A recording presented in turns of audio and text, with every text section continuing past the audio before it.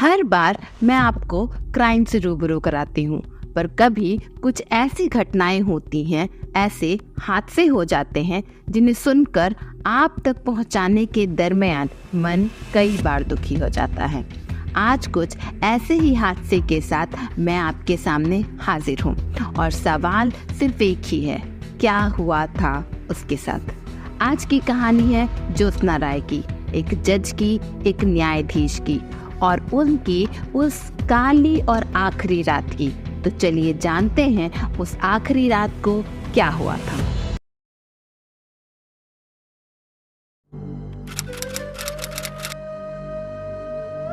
कातिल को पकड़ने के लिए सब्सक्राइब करें और वारदात को जानने के लिए बेल आइकन को दबाएं।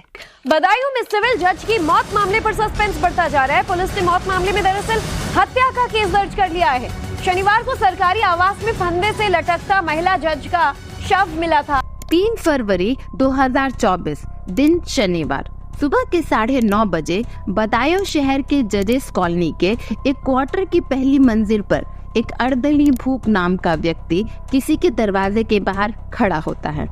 कुछ हिम्मत बांधकर वो दरवाजा खटखटाता है और मैडम मैडम बोलता है, पर अंदर से कोई जवाब नहीं आता। फिर वो व्यक्ति मोबाइल निकालकर कॉल लगाता है, पर कोई फोन भी नहीं उठाता।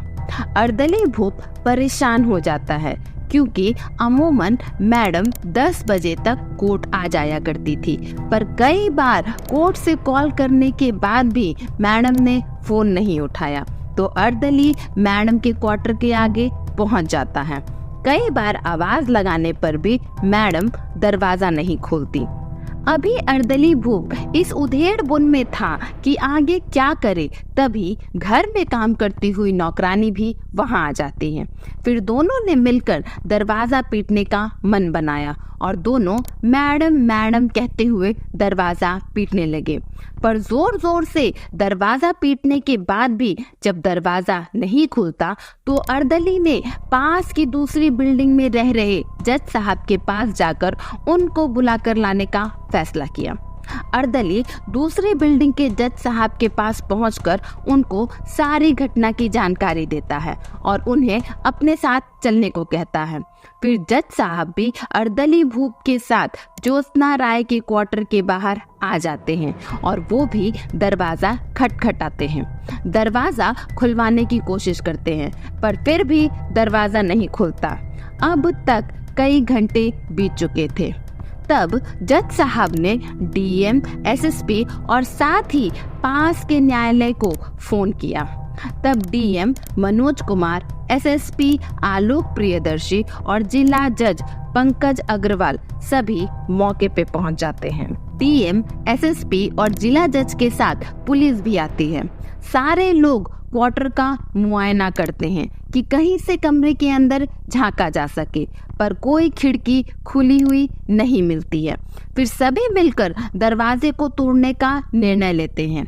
जैसे ही दरवाजा टूटता है, सारे लोग जो वहां मौजूद थे कमरे में प्रवेश करते हैं, जिसमें अधिकारियों के साथ फॉरेंसिक की टीम और डॉग स्क्वाड भी मौजूद थे। पहुंचते हैं और अंदर का दृश्य देखते हैं तो उनके पांव के तले की जमीन खिसक से जाती है।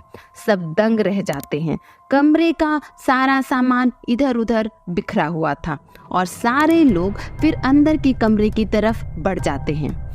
कमरे में पहुंचकर सब जो देखते हैं, उस अनहोनी की कल्पना किसी ने भी नहीं की थी। महिला जज ज्योत्सना राय सबकी आंखों के सामने पंखे से लटकी हुई थी। कुछ लोग स्तब्ध रह गए थे और कुछ लोगों की चीखें निकल गई थी।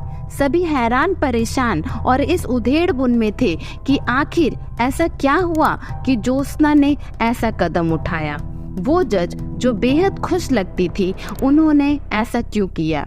अब ये खबर न्यूज़ पे चल चुकी थी।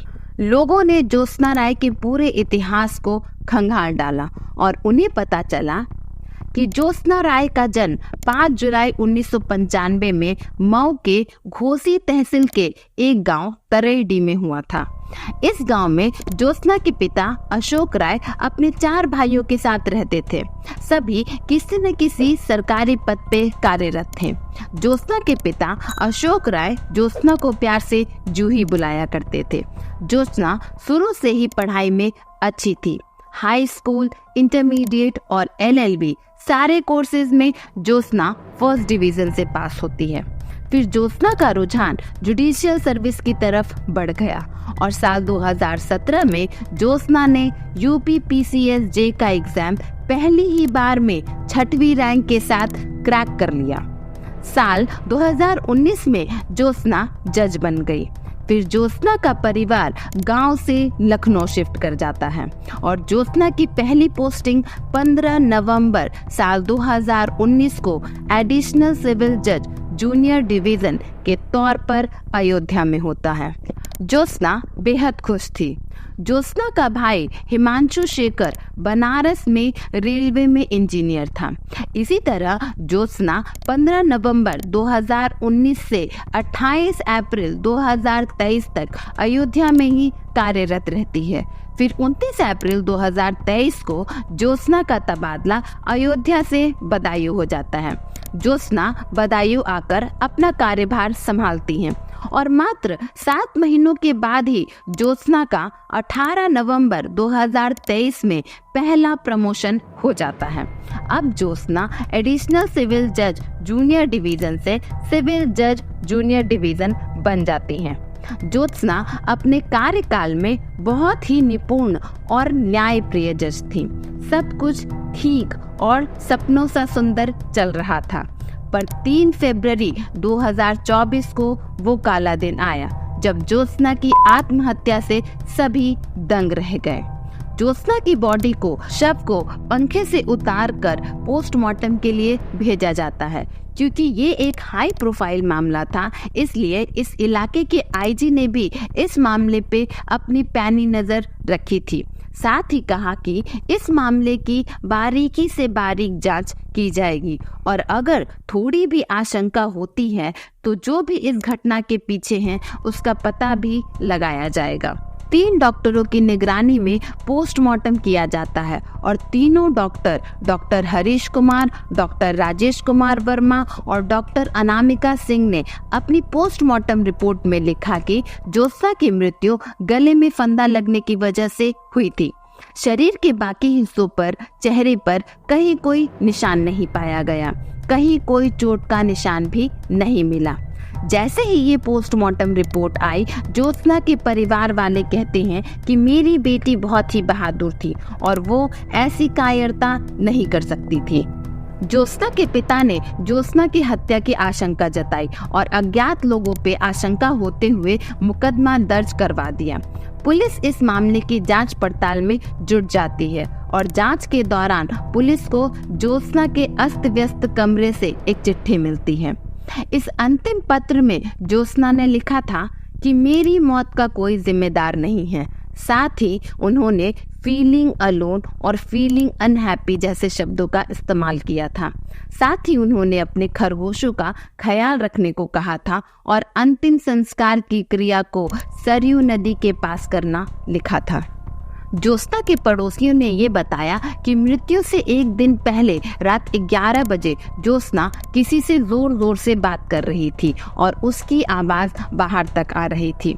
पुलिस ने मोबाइल जब्त कर लिया और कॉल डिटेल्स निकलवाई जा रही हैं। आगे की कार्रवाई कॉल डिटेल्स के आने के बाद बढ़ेगी। वहीं ज्योत्सना की एक डायरी भी मिली जिससे कई पन्ने फटे हुए मिले हैं। इसमें जनवरी 29 तारीख तक के सारे पन्ने फटे हुए हैं। कई सारे सवालों को छोड़कर ज्योत्सना इस दुनिया से चली गई है और परिवार वाले परेशान हैं कि आखिरी बार शुक्रवार की रात को जब ज्योत्सना ने मां से बात की थी तब वो खुश थी। कई सारे सवाल ही रह जाएंगे क्योंकि प्रथम दृष्टि में ये आत्महत्या का ही मामला लग रहा है। 29 साल की ज्योत्सना जो इतनी छोटी उम्र में एक ऐसे पद पे कार्यरत थी जिस पद को पाना कई लोगों का सपना होगा। वो अपने गांव की कई लड़कियों की प्रेरणा रही होंगी। फिर वो कौन सी कमी रही होगी कि उन्होंने ऐसा कदम उठाया। आज की कहानी मैं इसी नोट पे खत्म करती हूँ कि जब कोई भी ऐसी नकारात्मक सोच आप पर, आपके जानने वाले किसी पर भी आए तो उसकी बात सुनिए।